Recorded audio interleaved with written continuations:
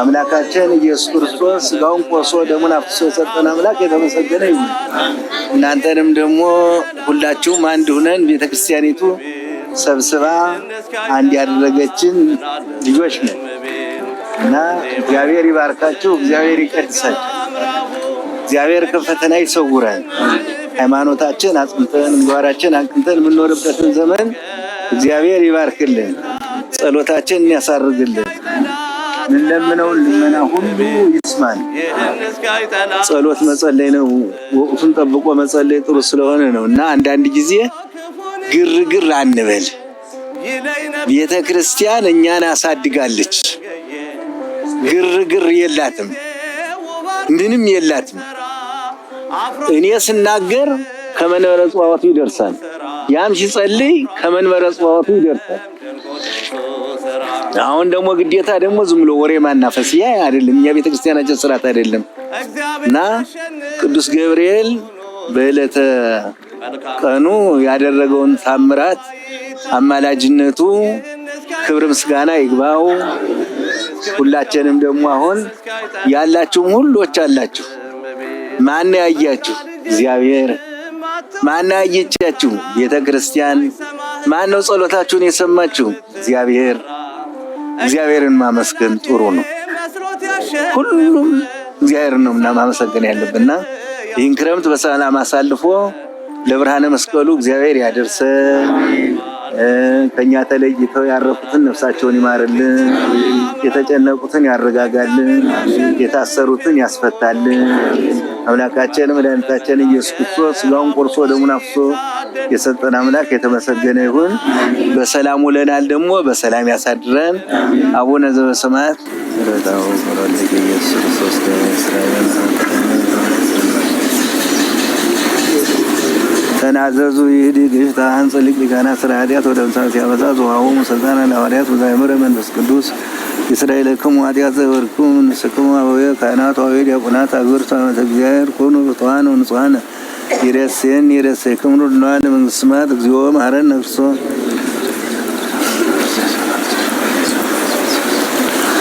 በእንተ እግዝእትነ ማርያም መሐረነ ክርስቶስ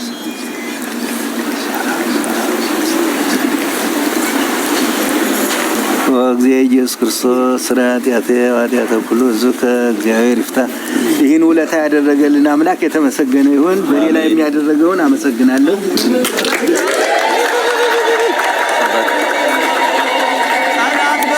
ዛሬ ያው በጣም ልዩ ቀን ነው። ይችለት ከዚህ ከ7 ቀናት በፊት የነበረው በጣም የብዙ ኢትዮጵያን ኦርቶዶክሳውያን ብቻም ሳይሆን የኢትዮጵያን ስርዓትና ሕግ ብሎም ቀኖናን ዶግማን የሚጠብቁ ሌሎችም በሙሉ ያዘኑባት ዕለት ቀን ነች። እንግዲህ ዛሬ በቅዱስ ገብርኤል ዕለት ሊቀ ብርሃናት የኔታ ባቤ በዛሬው ዕለት ተፈተዋል። በተለያየ ምክንያት ድምጽ ለሆናችሁ አማኞችም ነው ሌሎች የእምነት ተከታይ ብቻ ያልሆኑ ሌሎችም ባህሉና ስርዓቱን የሚያውቁ ለምን የሚሉ በተለያየ ምክንያት እያየን ስለነበረ በጣም ዛሬ ይችለት ልዩ ቀን ናት።